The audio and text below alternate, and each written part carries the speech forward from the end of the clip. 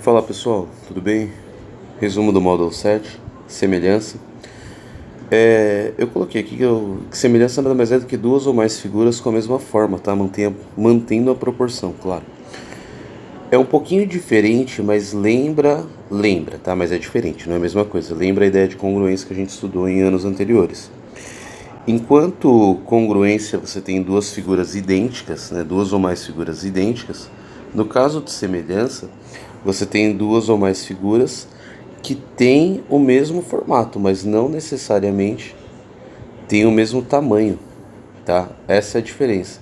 Enquanto em congruência, eu coloco aqui, ó, duas ou mais figuras são exatamente iguais, você tem que considerar tanto a medida dos lados quanto a dos ângulos. Então não é só ter a mesma forma, mas também ter o mesmo tamanho. No caso de semelhança, não precisa ter o mesmo tamanho, mas obrigatoriamente tem que ter a mesma forma, tá? Então essa é a diferença. Eu coloquei aqui um exemplo para vocês. Esse exemplo já vai ser um exercício, tá? Eu não coloquei enunciado, eu vou narrar mais ou menos o que a gente vai estar observando e o que a gente vai estar fazendo. Basicamente a gente tem duas figuras aqui, são dois pentágonos, tá? Que são semelhantes, tá? Eles não são congruentes, claro, eles não têm o mesmo tamanho, mas eles são semelhantes.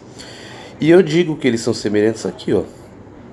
Isso significa que eles são semelhantes, ó. O pentágono ABCDE é semelhante ao IJFGH.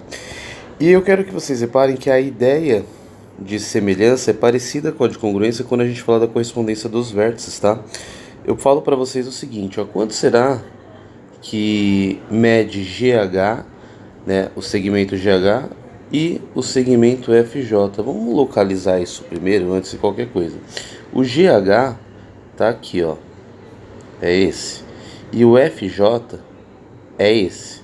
A gente não tem a medida nem de um nem do outro.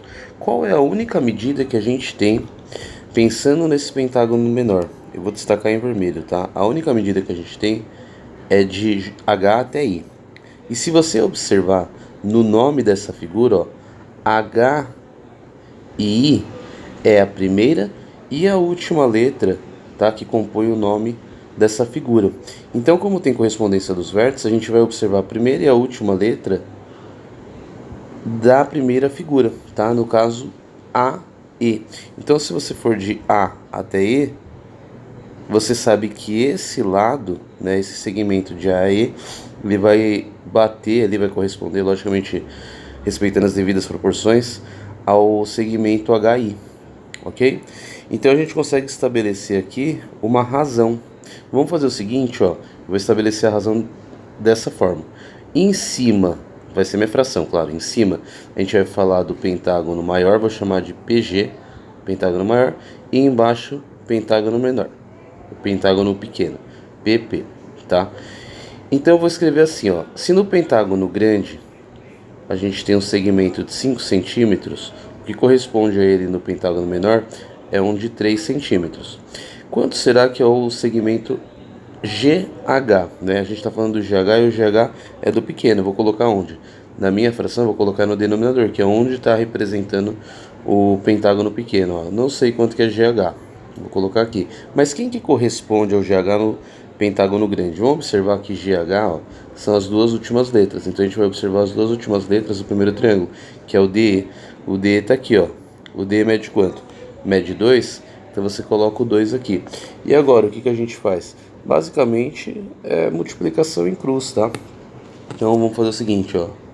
5 vezes GH, vou colocar aqui, ó, 5 vezes GH, é o segmento GH, e 3 vezes 2 que dá 6. Aí você passa o 5 que está multiplicando para o outro lado, passa dividindo. GH, portanto, é 6 dividido por 5, isso dá 1,2. E aí a gente acabou de descobrir, ó, GH, vou vir aqui, eu vou apagar e vou colocar 1,2. Agora a gente precisa descobrir quem?